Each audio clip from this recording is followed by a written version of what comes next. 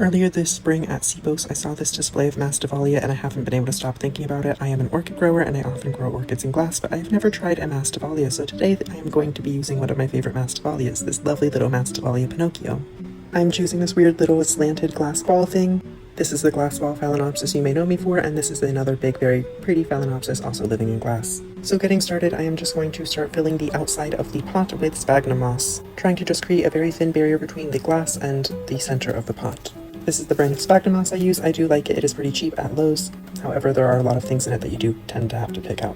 With my Phalaenopsis, I often put bark in the center and sphagnum moss on the outside, but I'm going to be doing a little bit differently today.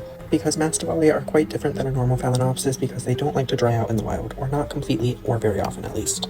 But I have actually rotted quite a few Masdevallia before, so I do take that with a grain of salt. I would rather underwater, not overwater.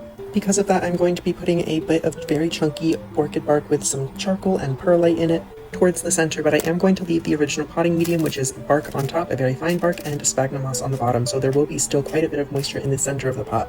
I just want a little extra airflow, so I'm adding that extra chunky bark around the outside of that so the new roots will grow into a more airy environment, and then they can reach for the moss that is going to be very wet along the outside. Clear pots like this also make it far easier to see how the orchid's roots are doing. And that's so important because the roots are the real thing that matter with orchids. As long as the roots are happy, the rest of the plant will do just fine.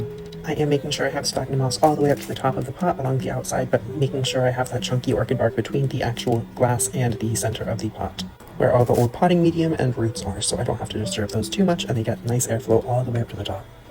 I actually tried growing this orchid in glass previously, but it was such a large open top that it let so much air in that it ended up being underwatered. I potted it that way because I have a history of rotting Masdevallias if I do give them the water that people often recommend they want. So to stay on the safe side, I tried to give it a lot of airflow and that ended up not working its best, so I am trying this now where I give it far less airflow, but I have had success with this pot in the past.